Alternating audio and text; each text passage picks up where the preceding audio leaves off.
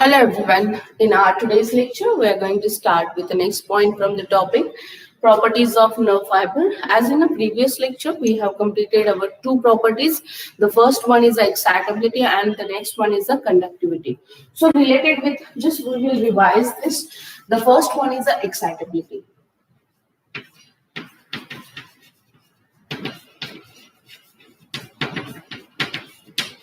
Excitability, it is also called as irritability. So the ability to perceive the stimulus, the ability to pursue stimulus, the stimulus, the ability to perceive the stimulus and turn active due to polarity.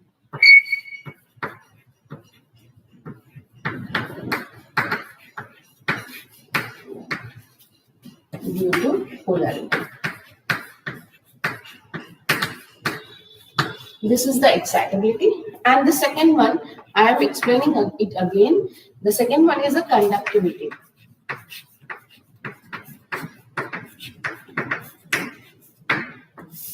So related with the conductivity, conductivity means the ability to transmit the excitation.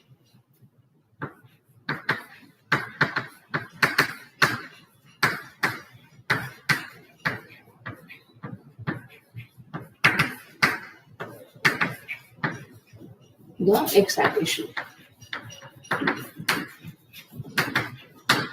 Okay. Ability to transmit the excitation, or it is just a propagation of the action potential which is generated, okay, and which is transmitted throughout the axon, throughout the length of axon. It is called as conductivity. So related with these 2 points, excitability and conductivity, as everyone knows that our nerve cell is the unique cell which has a property of to generate impulse and to conduct the impulse and to transmit it, right? 3 sentences: generation of impulse, then conduction of that impulse throughout the length of axon or throughout that nerve fiber, and then transmission of that impulse to the another neurons, right? So this is the unique property, that is the conduction as well as transmission as well as generation of impulse. This is the unique property of the nerve cell. So excitability, it is called as the irritability, and it is the only one sign that all living organism shows. Okay, म्हणजे याच्यामध्ये जर आपण पाहिलं की living organism living का आहेत तर ते एक्सायटेबिलिटी दाखवतात. म्हणजेच काय की जेव्हा स्टिम्युलस त्यांच्या बॉडीवरती रिसीव्ह होतो त्यावेळेस त्यांच्यामध्ये ऍक्शन पोटेन्शियल जनरेट होतं आणि ते ऍक्शन पोटेन्शियल जे काही जनरेट झालेलं ऍक्शन पोटेन्शियल असेल ते प्रोपगेट केलं जातं किंवा जनरली ते कंडक्ट केलं जातं throughout the length of axon आणि पुढे असलेल्या न्यूरॉन्सकडे, न्यूरॉन्सच्या डेंड्राइट्सकडे ते ट्रान्सफर पण केलं जातं. म्हणजे ट्रान्समिशन ऑफ नर्व इम्पल्स एका नर्व फायबरकडून दुसऱ्या नर्व फायबरकडे केली जाते. क्लिअर? आता त्यानंतर कंडक्टिव्हिटी. आता कंडक्टिव्हिटी म्हणजे काय? Ability of transmit the excitation. आता एक्सायटेशन किंवा एक्सायटेशनलाच आपण काय म्हणू की नर्व इम्पल्स जनरेशन, त्यालाच आपण काय म्हणतो नर्व इम्पल्स जनरेशन. मग आता ह्याच्यामध्ये आपण परत एकदा बघूयात. जे कालचंच लेक्चर तुम्ही पाहिलेलं असेल की आता फॉर एक्झाम्पल की हा जो काय आहे तर हा नर्व फायबर आहे, हा काय आहे एक्झॉन आहे आणि एक्झॉन जो काय आहे तो पुढे टिलोडेंड्राइट्स मध्ये एंड होतोय, राईट? यानुसार आता हा एक्झॉन आहे, हे डेंड्राइट्स आहेत, right? These are the dendrites आणि यानुसार रफ डायग्राम ड्रॉ केली आहे. मग आता यामध्ये जर आपण पाहिलं तर excitability to transmit the ability to transmit the excitation असं आपण त्याला म्हणतो. मग सगळ्यांना माहितीये की डेंड्राइट्स जे काय आहेत ते ऍफरंट आहेत. ऍफरंटचा अर्थ काय? ते स्टिम्युलस रिसीव्ह करतात आणि रिसीव्ह केलेला स्टिम्युलस ते सायटॉनकडे पाठवतात आणि सायटॉन पासून तो जो काही स्टिम्युलस असेल तो स्टिम्युलस इम्पल्सच्या फॉर्म मध्ये कुठे पाठवला जातो? टिलोडेंड्राइट्स. आणि टिलोडेंड्राइट्सच्या या एंड मध्ये काय आहे तर it having a synaptic knobs. याच्यामध्ये काय आहेत तर सिनॅप्टिक नॉब्स आहेत. या नॉब्स कडे काय केलं जातं तर ती जी काही नर्व इम्पल्स असेल ती नर्व इम्पल्स ट्रान्सफर केली जाते आणि इन अ रिझल्ट हे जे काही सिनॅप्टिक नॉब्स आहेत ते काय रिलीज करतात, दे रिलीजेस द ऍसिटिलकोलिन किंवा न्यूरो ट्रान्समीटर. ह्याला काय म्हणूयात आपण, न्यूरो ट्रान्समीटर ते रिलीज करते.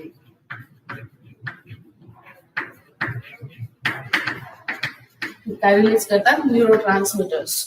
ओके, मग इथे काय आहे तर फॉर एक्झाम्पल की या ठिकाणी हे दुसरे न्यूरॉन्स जे काय आहेत, जस्ट थोडक्यात दाखवते. हे दुसरे न्यूरॉन्स जे काय असणार आहेत तिथे डेंड्राइट्स असणार आहेत, जसे की सो मेनी मल्टिपल न्यूरॉन्स इथे असणार आहेत की ते काय करतील की रिसीव्ह करतील हे न्यूरो ट्रान्समीटर्स यानुसार.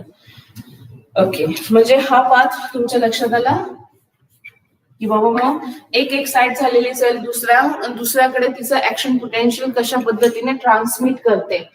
तर प्रोपोगेशन किंवा travelling of that impulse travels the impulse or excitation throughout the length of axon आणि त्याचबरोबर काय दुसऱ्या न्यूरॉन्स कडे ट्रान्सफर करणं म्हणजे ट्रान्समिशन करणं. ओके, आता आपण ॲबिलिटी पाहतो आहोत कसली तर नर्व फायबरची. त्याच्यामध्ये आहे कंडक्टिव्हिटी. कंडक्टिव्हिटी मध्ये आपण लक्षात घेतला पाथ कसा आहे की स्टिम्युलस रिसीव्ह केला एका न्यूरॉनच्या डेंड्राइट्सने, मग त्यानंतर तो स्टिम्युलस कुठे आणला गेला तर सायटॉन कडनं तो throughout the length of axon travel होतोय आणि नंतर टिलोडेंड्राइट्स आणि डेंड्राइट्सच्या तिथे असलेल्या सिनॅप्टिक नॉब्स कडे जातोय आणि knobs in a result release करतात न्यूरो ट्रान्समीटर. इथपर्यंत झाली कंडक्टिव्हिटी. काय झाली कंडक्टिव्हिटी. त्याच्या पुढे मात्र आपण म्हणूया की ट्रान्समिशन ऑफ नर्व इम्पल्स झालं. म्हणजे हे न्यूरो ट्रान्समीटर्स इथे रिलीज झाले सिनॅप्टिक क्लेफ्ट मध्ये आणि क्लेफ्ट मध्ये असलेले हे जे काही न्यूरो ट्रान्समीटर्स आहेत ते दुसऱ्या न्यूरॉन्सने रिसीव्ह केले. मग आता दुसरे न्यूरॉन्स काय झाले एक्सायटेबिलिटी दाखवतील. काय दाखवतील एक्सायटेबिलिटी म्हणजे ते जनरेट करतील इम्पल्स. ओके, आता आपल्याला पाहायचंय की बाबा इथे जनरली पाहिलंय आपण की न्यूरोफायब्रिल्स आहेत आणि न्यूरोफायब्रिल्स जे काय आहेत ते एक्झॉन मध्ये न्यूमरस आहेत आणि ते जे काय आहे ते इम्पल्स कंडक्शनला मदत करतात. as well as we have studied the myelin sheath.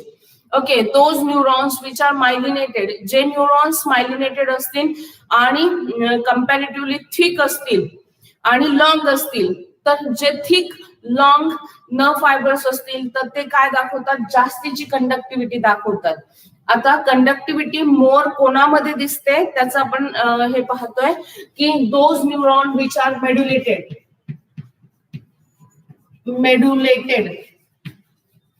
Neurons. मेडुलेटेडचाच अर्थ काय मायलिनेटेड. म्हणजे जे न्यूरॉन्स काय झालेत मेडुलेटेड आहेत किंवा मायलिनेटेड आहेत तर त्यांच्यामध्ये कंडक्टिव्हिटी कशी दिसते, इन्क्रीज कंडक्टिव्हिटी कोणामध्ये दिसते ते आपण पाहतोय. मग मायलिन शीथ जे काय आहे याच्या भोवती असलेलं ज्या काही स्वान सेल्स आहेत या स्वान सेलच्या भोवती असलेलं जे काही काय म्हणतोय आपण मायलिन शीथ आहे की जे सिक्रेट केलं जातं या स्वान सेल कडनंच हे मायलिन शीथ. न्यूरॉन्स आता जनरली काय की हे मायलिनेटेड न्यूरॉन्स जे काय आहे ते आपल्याला कुठे सापडतात तर सीएनएस मध्ये सापडतात. मग याच्यामध्ये काय की jumping of the nerve impulse म्हणजे हे ऍक्शन पोटेन्शियल जे काय आहे ते very fast through out the myelinated neurons कडनं. इथे नोड ऑफ रेनवियर आहे ना, नोड ऑफ रेनवियर. ओके, आता हे नोड ऑफ रेनवियर जे काय आहे या ठिकाणी मायलिन शीथ नसतं तर ह्याला साल्टेशन म्हटलं जातं. साल्टेटरी काय म्हणूयात की movement of the action potential. हे ऍक्शन पोटेन्शियल ज्या न्यूरॉन्स मध्ये मायलिन शीथ आहे त्या न्यूरॉन्स मध्ये हे ऍक्शन पोटेन्शियल म्हणजे जी काही जनरेट केलेली इम्पल्स असेल ती जलद गतीने ट्रॅव्हल होते केली जाते. तर दुसरा अर्थ आहे नॉन मायलिनेटेड न्यूरॉन्स किंवा नॉन मेड्युलेटेड न्यूरॉन्स मध्ये मात्र ते काय असतं, कमी प्रमाणामध्ये ट्रान्समिशन केलं जातं. म्हणजे ते ट्रान्समिशन केवळ आणि केवळ कुठून होणार आहे तर throughout the length of axon through होणार आहे. आणि एक्झॉन थ्रू होणाऱ्या काय म्हणूयात की कंडक्शनला वेळ का लागतो ते आता आपण समजून घेऊया. की त्याला कंडक्टिव्हिटी ही कम्पॅरेटिव्हली कशी असते, कमी असते, किंवा जी साल्टेशन आपण पाहिलं त्याच्या कम्पॅरेटिव्हली म्हणजे मायलिनेटेड पेक्षा नॉन मायलिनेटेड मध्ये ती कमी असते. याचं कारण असं आहे की जो काही पोटेन्शियल डिफरन्स आपल्याला दिसून येतो, म्हणजे आता हे ECF आहे. आता ECF काय, कालचं लेक्चर जर पाहिलं असेल तर लक्षात येईल, एक्स्ट्रा सेल्युलर फ्लुइड, ओके, की जे न्यूरॉनच्या भोवती असतं. ECF कसं असतं, ऑलवेज म्हणजे जेव्हा आपण रेस्टिंग फेज मध्ये असतो तेव्हा ते पॉझिटिव्हली चार्ज असते, चार्ज. आणि पॉझिटिव्हली चार्ज असण्याचं कारण काय आहे, ECF पॉझिटिव्हली चार्ज असण्याचं कारण आहे तर त्याच्यामध्ये Na+ आयनचं कॉन्सन्ट्रेशन कसं असेल, जास्त, मॅक्सिमम Na+ आयन कॉन्सन्ट्रेशन आपल्याला एक्स्ट्रा सेल्युलर फ्लुइड मध्ये दिसतं. ओके, आणि त्याच्या कम्पॅरेटिव्हली इथे जर आपण पाहिलं की एक्झोप्लाझम जे काय आहे, म्हणजे हे एक्झॉनच्या आतमध्ये जे काय फ्लुइड आहे त्याला आपण म्हटलं एक्झोप्लाझम. एक्झोप्लाझम हे निगेटिव्हली चार्ज असण्याचं कारण आता समजून घेऊयात. एक्झोप्लाझम मध्ये आपल्याला इथे K+ आयन्स आहेत. कोणते आयन्स आहेत, K+ आयन्स आहेत. पण K+ आयन्स जे काय आहेत तर ते जरी जास्त प्रमाणात जरी असतील तरी एक्झोप्लाझम हे पॉझिटिव्ह चार्ज बनत नाही. कारण का, तर इथे या एक्झोप्लाझम मध्ये निगेटिव्हली चार्ज प्रोटीनचं प्रमाण जास्त आहे. काय आहे जास्त, निगेटिव्हली चार्ज प्रोटीन. ओके, आता निगेटिव्हली चार्ज प्रोटीन असल्यामुळे एक्झोप्लाझम जे काय आहे ते निगेटिव्हली चार्ज बनलं. Though it having K+ ion, even though it also having less amount of Na+ ion. Comparatively बाहेरच्या जर पाहिलं तर Na+ आयनचं कॉन्सन्ट्रेशन एक्झोप्लाझम मध्ये कमी असतं. आणि K+चं प्रमाण एक्झोप्लाझम मध्ये कम्पॅरेटिव्हली या Na+च्या जास्त असतं. 10 ते 30% जास्त K+ असेल. पण तरी देखील एक्झोप्लाझम हे पॉझिटिव्ह चार्ज न राहता ते निगेटिव्ह चार्ज होण्याचं कारण तर त्याच्यामध्ये असलेलं जे काही प्रोटीन्स आहेत की जे निगेटिव्हली चार्ज आहेत, त्यामुळे एक्झोप्लाझम हे निगेटिव्हली चार्ज बनलं. फंडा clear? Okay, now we are moving towards further. ओके, आता ज्यावेळेस काय होतं की आपण त्याला एक्साइटेबिलिटी कशाला म्हटलं, एक्साइटेबिलिटी म्हणजे काय, ऍक्शन पोटेन्शियल जनरेट होणं, त्याला आपण म्हणतोय एक्साइटेबिलिटी. म्हणजे काय की फॉर एक्झाम्पल की सपोज या पॉइंटला काय झालं की इथे स्टिम्युलस रिसीव्ह झाला.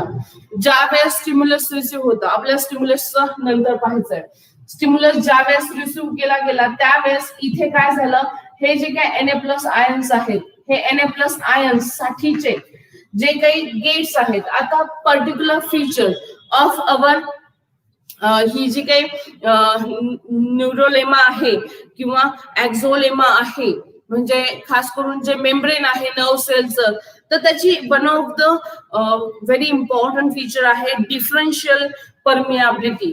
ते काय दाखवतं, डिफरन्शियल परमियाबिलिटी. आपल्या बुक मध्ये त्यांनी मेन्शन नाही केलं, but this is very unique feature of our nerve cell की डिफरन्शियल परमियाबिलिटी आहे. कारण का, तर ही कंडक्टिव्हिटी दाखवणारी, कंडक्शन दाखवणारी सेल आहे. मग आता याच्यामध्ये जर आपण पाहिलं तर काय वेगळे पण आहे, तर याच्यावरती गेटेड चॅनल्स खूप वेगवेगळे आहेत. म्हणजे वेगवेगळ्या आयन्स साठीचे इम्पोर्ट करण्यासाठी आणि बाहेर काढण्यासाठी, आत घेण्यासाठी आणि बाहेर टाकण्यासाठी वेगवेगळे गेट्स आहेत.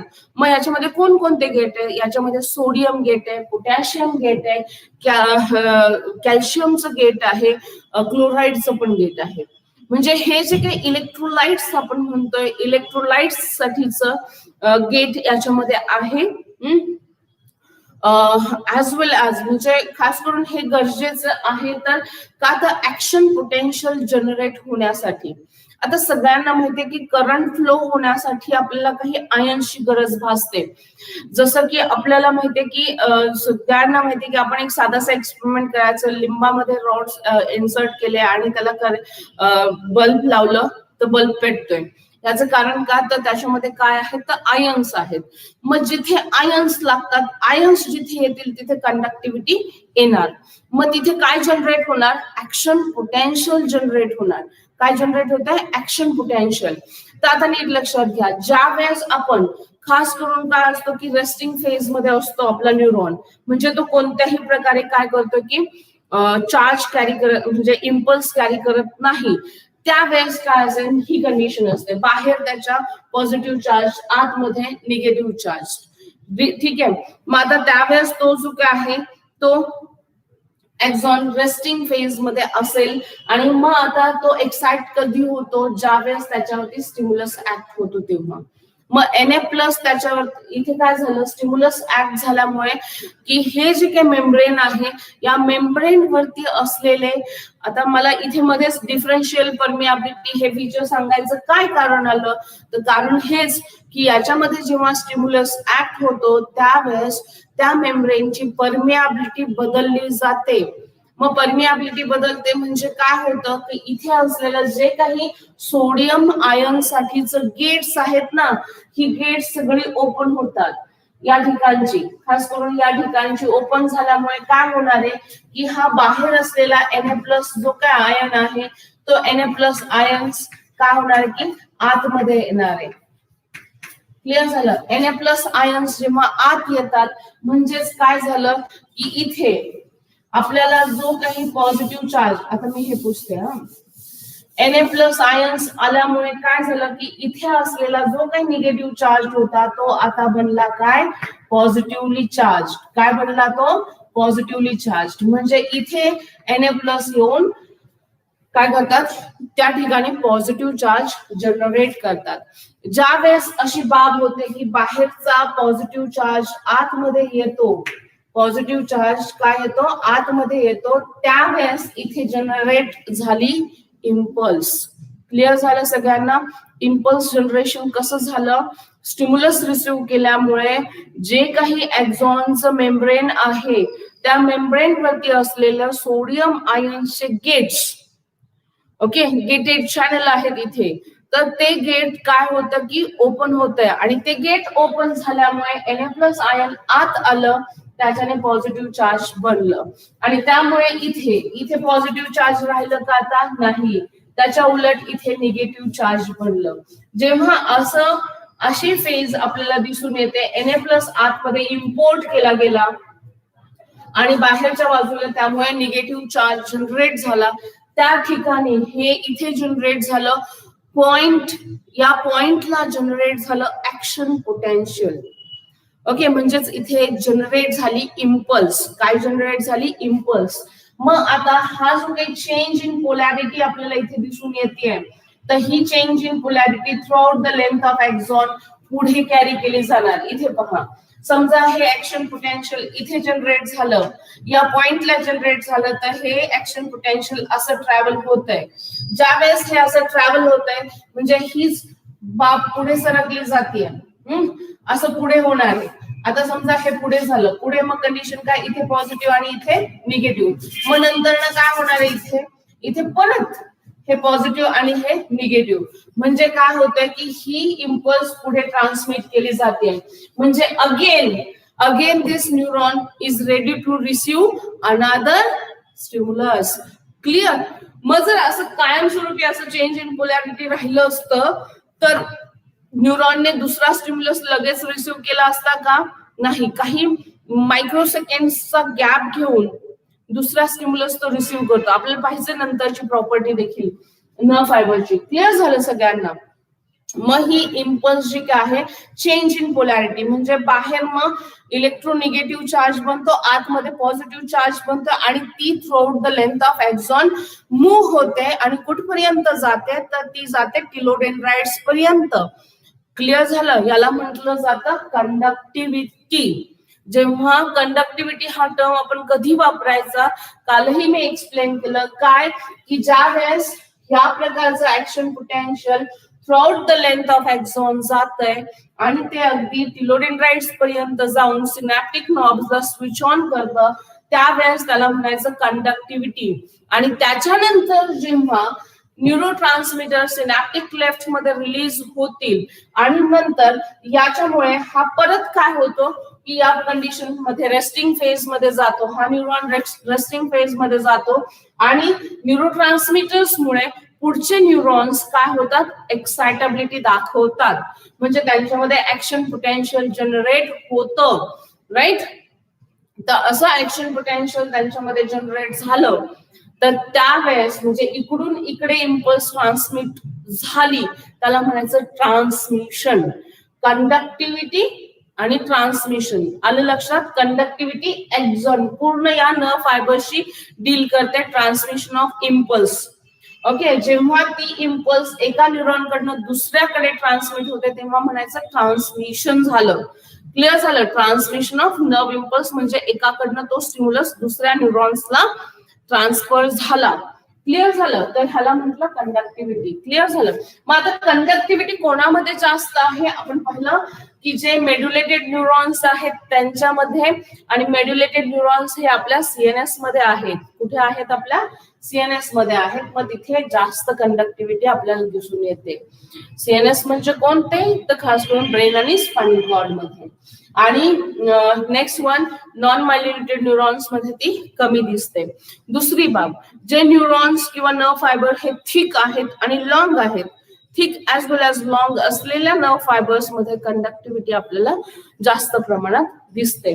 मेड्युलेटेड न्यूरॉन मध्ये कंडक्टिव्हिटी जास्त असण्याचं कारण काय आहे? तर त्याच्यामध्ये सॅल्वेटरी मुवमेंट होतीये, इम्पल्स ट्रान्समिशन होत आहे किंवा इम्पल्स कंडक्शन होत आहे, म्हणून काय आहे तर त्याच्यामध्ये मॅक्सिमम असं यस कंडक्टिव्हिटी आपल्याला दिसून येते. तर पॉइंट्स क्लिअर झाले सगळ्यांना? ओके, सगळ्यांना everyone is sharp and clear in your mind? Okay, now we are turning towards the next one, that is the stimulus. Okay, just in our first video we have discussed about the stimulus, right?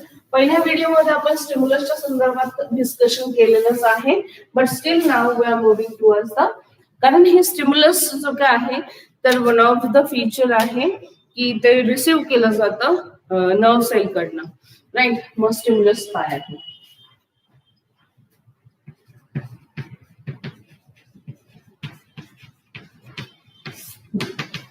So stimulus can be defined as it is any detectable change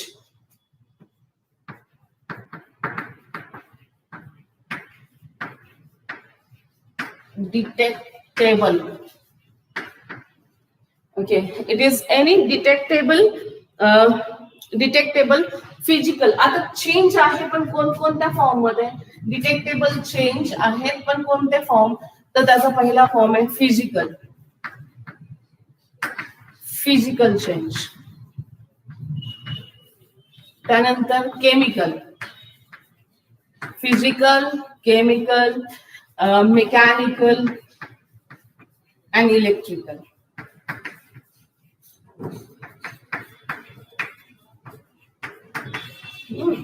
इथपर्यंत change हे काय आहे? It is any detectable physical, chemical, mechanical and electrical change, okay, in the external or internal environment which brings about excitation. Change in external or internal environment. Internal environment which leads into excitation. आता excitation कोणाकोणामध्ये? Excitation in which bring about excitation in a nerve, then muscle, then organ or organism. याला आपण stimulus म्हणतो. Detectable change आहे. मग detectable change, any detectable change की त्याला आपण काय करतो की त्यामुळे आपण एक्साइट होतो.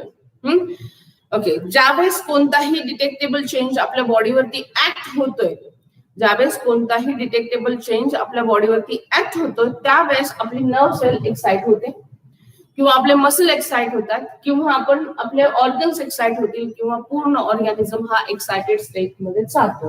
आता समजून घेऊया की हे 4 प्रकारचे चेंजेस कशा पद्धतीचे आहेत. आता फिजिकल चेंज मध्ये खास करून varying body temperature varying temperature,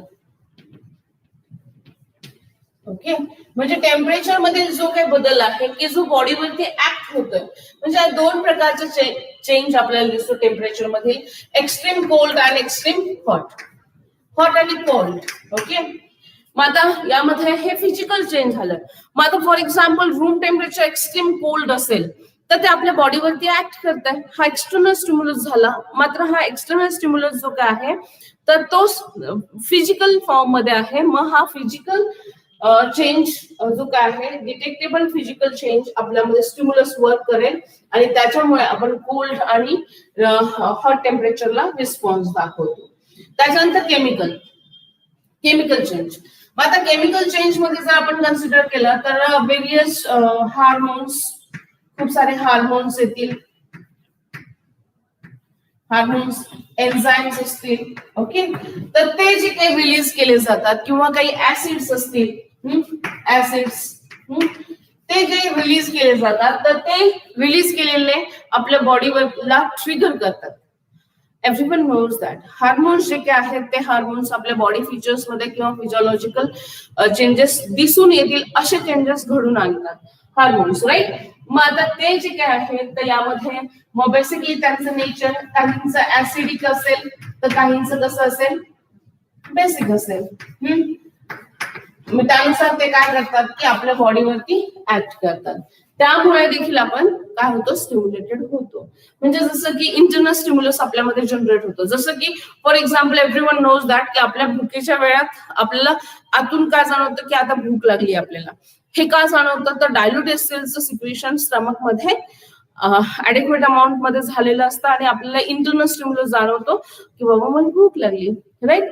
तर हे जे काय असेल ते काय असेल तर केमिकल स्टिम्युलस असेल. त्यानंतर मेकॅनिकल स्टिम्युलस. आता मेकॅनिकल स्टिम्युलस म्हणजे की तो कोणत्या एखादं प्रेशर माझ्या बॉडीवरती ऍक्ट होत आहे, ओके, ते देखील मेकॅनिकल स्टिम्युलस असेल. म्हणजे कोणी आपल्याला दाबलंय, जोराने प्रेस केलंय तर ते देखील काय असेल तर मेकॅनिकल स्टिम्युलस असेल. किंवा कोणती इंजुरी झाली, एखादं कट झालं तरी ते आपल्यासाठी काय झालं, मेकॅनिकल स्टिम्युलस झालं, राईट. कट किंवा इंजुरी. त्यानंतर इलेक्ट्रिकल चेंज. आता इलेक्ट्रिकल म्हणजे काय, डायरेक्टली आपल्याला शॉक वगैरे बसणं हा प्रकार त्याच्यामध्ये येईल. तर हे जे काय झाले ते स्टिम्युलस झाले. क्लिअर झालं सगळ्यांना stimulus? It is any detectable physical, chemical, mechanical change in the external or internal environment which leads into excitation in a nerve, in a muscle, in an organ, or in an organism. त्याला म्हटलं जातं stimulus. Now we are moving towards the next point, that is the threshold stimulus. आता threshold stimulus कशाला म्हणायचं? आता stimulus नीट लक्षात घ्या.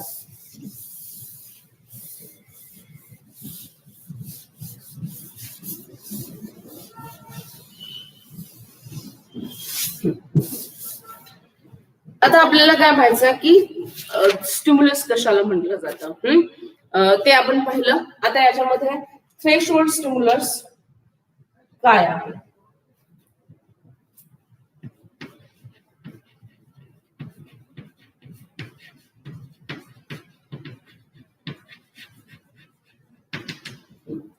आता थ्रेशोल्ड स्टिम्युलस म्हणजे काय? Stimulus of a particular strength which leads into excitability.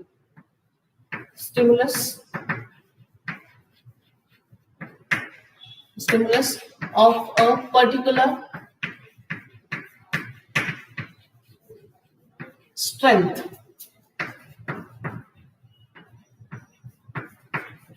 which leads into excitability.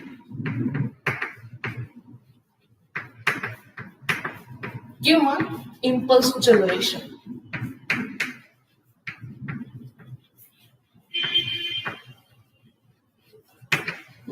त्याला आपण काय म्हणतो? Threshold stimulus. आता थ्रेशोल्ड म्हणजे आपण असं म्हणू की बाबा एक पर्टिक्युलर काय म्हणू की स्ट्रेंथचा स्टिम्युलस, त्याची काही फिगर असेल, मग आता पर्टिक्युलर स्ट्रेंथचा स्टिम्युलस तो दिल्यानंतर म्हणजे फॉर एक्झाम्पल हा स्टिम्युलस अप्लाय होतोय आणि मग ही जी काही नर्व इम्पल्स जी काय आहे ती काय होते की इथे एक्सायटेशन दिसते. मग ज्या स्ट्रेंथचा स्टिम्युलस, जितक्या क्वांटिटीचा स्टिम्युलस आपल्याला लागतो इम्पल्स जनरेट होण्यासाठी, त्याला म्हणायचं threshold stimulus, stimulus of a particular strength. Okay, किंवा किती मिनिमम इंटेन्सिटी आपल्याला लागते की त्याच्याने काय होणार आहे की इम्पल्स जी काय आहे ती स्टार्ट होणार आहे. म्हणजे फॉर एक्झाम्पल की आता सगळ्यांना माहितीये की आपल्याला ऐकू येणाऱ्या आवाजाची वेलॉसिटी, पर्टिक्युलर वेलॉसिटीची फिगर आहे. ओके, इतक्या इंटेन्सिटीचा साऊंड जर आपल्याला दिला गेला तर आणि तरच आपण काय होतं की तो आपल्याला ऐकू शकतोय. ठीक आहे, म्हणजे ह्याच्यामध्ये आपल्याला काय त्याची पण काही पर्टिक्युलर व्हॅल्यू आहे. तसंच इम्पल्स जनरेट होण्यासाठी देखील काय पाहिजे आपल्याला पर्टिक्युलर स्ट्रेंथचा स्टिम्युलस, त्याची देखील काय पाहिजे स्ट्रेंथ हवी आहे. आणि तेवढा जर स्ट्रेंथ दिला तर आणि तरच आपली जी काही नर्व सेल आहे ती एक्सायटेबिलिटी किंवा इम्पल्स जनरेशन दाखवते. क्लिअर झालं? आता याच्यानंतर स्टिम्युलस दोन प्रकारचे आहेत. एक जो काय आहे ते सब लिमिनल स्टिम्युलस आणि दुसरा आहे सुप्रा लिमिनल स्टिम्युलस. ओके, आता ही पर्टिक्युलर स्ट्रेंथ झाली. मग याच्यावरती मी बोलेल सुप्रा लिमिनल स्टिम्युलस, आणि मी याच्या खाली लिहिल काय, आता हे सगळ्यांच्या लक्षात आलं. सुप्रालिमिनल स्टिम्युलस वरती लिहिलं, त्याच्यानंतर मी खाली लिहिते सब लिमिनल स्टिम्युलस.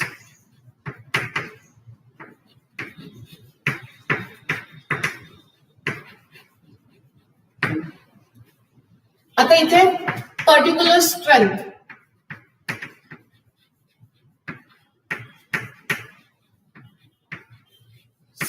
किंवा मिनिमम स्ट्रेंथ की जी इम्पल्स जनरेशनचं काय करते रिस्पॉन्सिबल ठरते.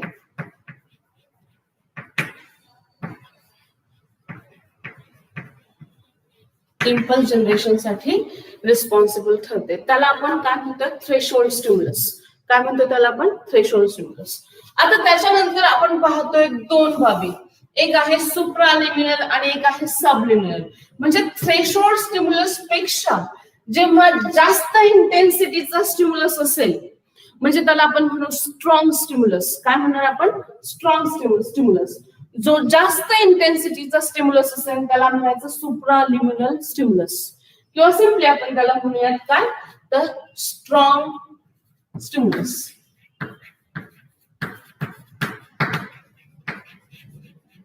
काय म्हणणार स्ट्रॉंग.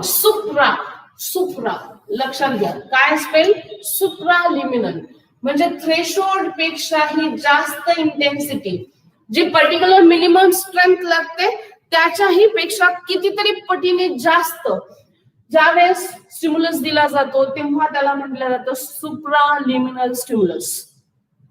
राईट, म्हणजे आपल्याला ऐकण्यासाठी पर्टिक्युलर व्हॉइस म्हणजे पर्टिक्युलर इंटेन्सिटी साऊंड लागतो. पण फॉर एक्झाम्पल की आपण बास बुस्टर वाले किंवा डीजे वाले साऊंड वापरले म्हणजे प्रचंड मोठा आवाज जरी असला तरी देखील काय मग इथे काय तो स्ट्रॉंग स्टिम्युलस झाला. तो काय झाला स्ट्रॉंग स्टिम्युलस झाला, सब सुप्रालिमिनल स्टिम्युलस झाला. ठीक आहे, क्लिअर झालं ना. त्याला आपण म्हणूया सुप्रालिमिनल स्टिम्युलस की ज्याला आपण स्ट्रॉंग स्टिम्युलस असं म्हणतोय. मग ज्यावेळेस स्ट्रॉंग स्टिम्युलस जरी आपल्या बॉडीवरती ऍक्ट होतोय, आता फॅक्ट पहा, तरी देखील मग याचा अर्थ की खूप मोठा आवाज आपण ऐकलाय म्हणून पटकन आपल्या म्हणजे साऊंड आपण पटकन ऐकतो असं आहे का नाही. तर याच्यामध्ये कितीही मोठा असो स्टिम्युलस किंवा कितीही छोटा असो म्हणजे फक्त काय की जनरेट करण्याजोगा तरी असला पाहिजे. तर असं जेव्हा असेल तेव्हा त्याच फ्रिक्वेन्सीने किंवा त्याच इंटेन्सिटीचं म्हणजे त्याच प्रकारचं ऍक्शन पोटेन्शियल जनरेट केलं जातं. क्लिअर झालं? त्याच प्रकारातलं ऍक्शन पोटेन्शियल जनरेट केलं जातं. आता सबलिमिनल स्टिम्युलस म्हणजे काय? थ्रेशोल्डच्या खाली लिहिलंय टॉमिक. म्हणजे काय की याच्याही थोडं कमी, याला आपण म्हणू की वीक स्टिम्युलस. सबलिमिनलला काय म्हणायचं, याला दुसरं नाव काय द्यायचं? Weak stimulus. खूप वीक हा स्टिम्युलस असेल त्याला काय म्हटलं जातं? Subliminal stimulus, right? मग आता वीक स्टिम्युलस जेव्हा दिला जाईल तर त्याच्याने बऱ्याचदा काय होईल की थ्रेशोल्ड पेक्षा तो कम्पॅरेटिव्हली जर कमी असेल तर काय होणार आहे की इम्पल्स जनरेशन होणार आहे का? त्याच्याने नाही होणार. पण मग समजा त्याची इंटेन्सिटी ऑफ द स्टिम्युलस जर कन्सिस्टंटली ती दिली गेली, म्हणजे आता फॉर एक्झाम्पल हा बस तुम्हाला ऐकू येते नाही, पण समजा ह्याची मी काय केलं की हा कंटिन्युअस दिला गेला, you can hear that sound, right? म्हणजे ज्या वेळेस आता मला सांगायचं काय, समेशन इफेक्ट. काय सांगायचं? Summation effect. ज्या वेळेस अशा प्रकारचे वीक स्टिम्युलस आपण कन्सिस्टंटली काय होतं की ऐकतोय, म्हणजे ज्या वेळेस आपल्या दरवाजावरती एकदा नॉक केलं जातं आणि तेही बारीक आवाजामध्ये नॉक केलं गेलं तर आपलं लक्ष नाही सांगणार, पण तेच नॉक समजा असं केलं गेलं किंवा तुम्ही पेन जे काय आहे ते दाबता, एकदा दाबलं ठीक आहे, फार बारीक आवाज आला, पण कन्सिस्टंटली तो बारीक आवाज तुम्ही दाबत इरिटेट होतं आपल्याला. म्हणजे मला म्हणायचं काय, समेशन इफेक्ट काय आहे ते मला पुढचं सांगायचं तुम्हाला. म्हणजे त्यावेळी मात्र जेव्हा वीक स्टिम्युलस बंच मध्ये येतील किंवा सक्सेशन मध्ये येतील, काय सिक्वेन्स मध्ये येतील, सातत्यपूर्ण येतील, त्यावेळेस मात्र आपल्यामध्ये इम्पल्स जनरेशन होतं. क्लिअर झालं? जरी तो वीक स्टिम्युलस असला तरी देखील. क्लिअर झालं? आता नेक्स्ट पॉइंट की हे झालं रिलेटेड विथ स्टिम्युलस. लक्षात आलं? सुप्रालिमिनल स्टिम्युलस की जो स्ट्रॉंग स्टिम्युलस आहे. थ्रेशोल्ड अशी जी काही स्ट्रेंथचा स्टिम्युलस आहे की तो इम्पल्स जनरेशनला करण्यासाठी गरजेचा असलेली स्ट्रेंथ, इम्पल्स जनरेट करण्यासाठी लागणारी व्हॅल्यू असलेला जो काही स्ट्रेंथ असेल तर त्याला आपण म्हणतोय थ्रेशोल्ड स्टिम्युलस. त्याच्यानंतर सबलिमिनल स्टिम्युलस म्हणजे वीक स्टिम्युलस. ओके, आता त्यानंतर आपण पाहणार आहोत समेशन इफेक्ट. सेव्हरल, आता समेशन इफेक्ट जसं की मी त्याची पार्श्वभूमी तयार केलीच होती इथे सबलिमिनल मध्ये. समेशन इफेक्ट सांगितलं मी तुम्हाला यापूर्वी. समेशन इफेक्ट आत्ताच सांगितलं.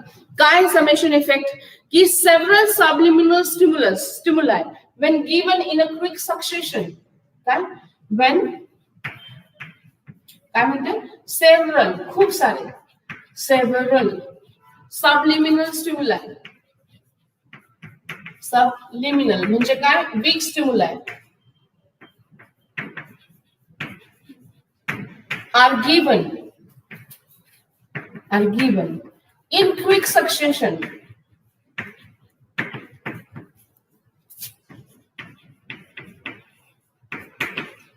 जेव्हा हे क्विक सक्सेशन मध्ये दिले जातील त्यावेळेस काय होणार आहे, दे मे प्रोड्यूस अन इम्पल्स. तरी पण आपण मे म्हणतोय, दे मे प्रोड्यूस अन इम्पल्स.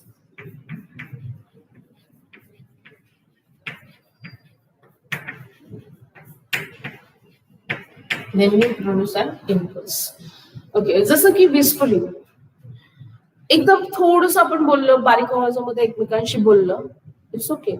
पण कंटिन्युअसली हे सिक्वेन्स चालू आहे न पाहता आपल्याला असं वाटतं की हा, मग त्यावेळेस आपल्यामध्ये काय होतं की त्या इंटेन्सिटीचा साऊंड बसतो आणि मग आपण काय होतं की त्याच्याशी रिलेटेड काय करतो की इम्पल्स जनरेशन केली जाते.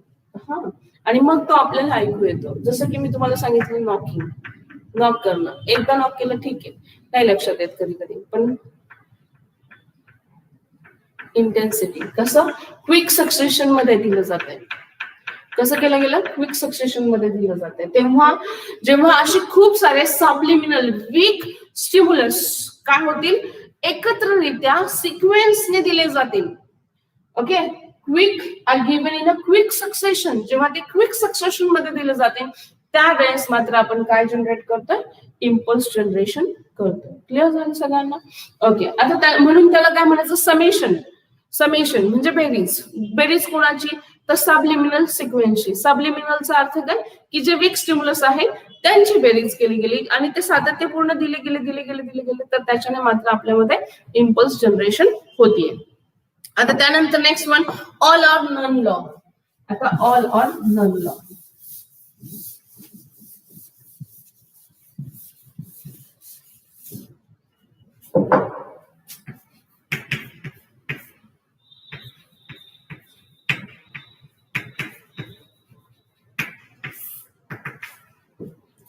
तर आता ऑल ऑर नन लॉ ह्याचा अर्थ काय ते समजून घ्या.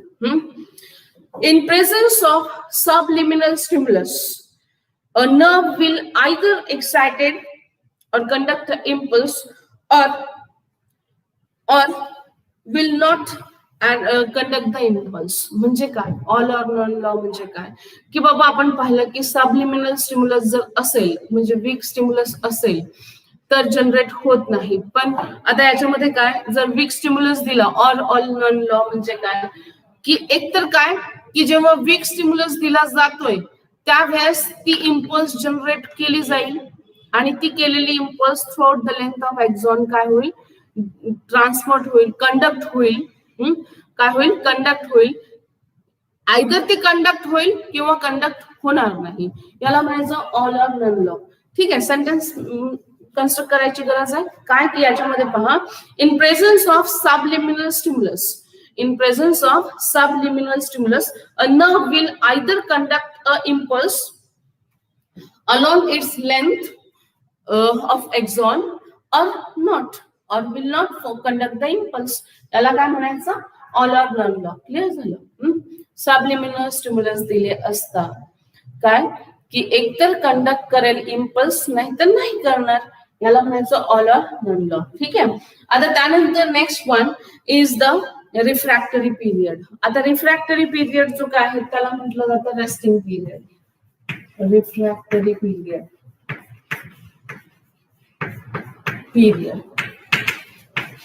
किंवा काय म्हटलं जातं, रेस्टिंग पिरियड. आता हा पिरियड कोणामधला आहे ते पहिल्यांदा समजून घ्या. रिफ्रॅक्टरी पिरियडलाच म्हटलं जातं रेस्टिंग पिरियड. रेस्टिंग पिरियड कोणामध्ये पण, आता फॉर एक्झाम्पल मगाशी आपण पाहिलं की जेव्हा स्टिम्युलस रिसीव्ह